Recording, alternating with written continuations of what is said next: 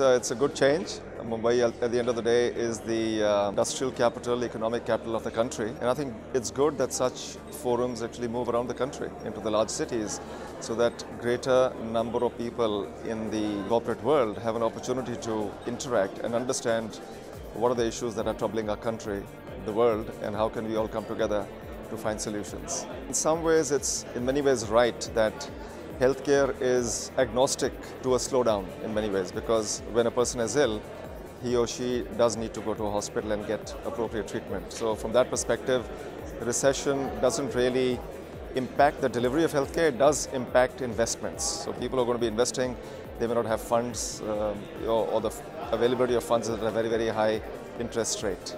Okay, so that's always a challenge. But when it comes to delivery, certainly during recessions, we have not seen any real slowdown in people coming into hospitals. And certainly when it's boom time, that means people are earning more, then they do want to spend more on their health, which is good.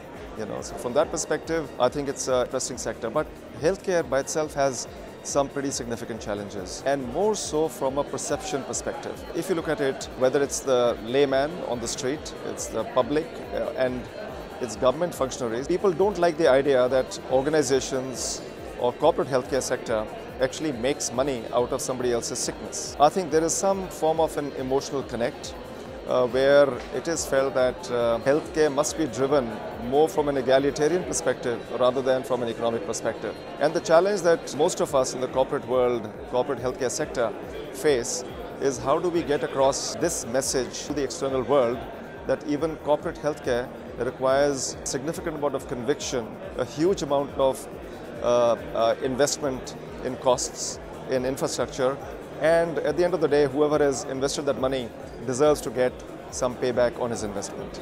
I think that's a very, very significant challenge in the way public perceives corporate healthcare.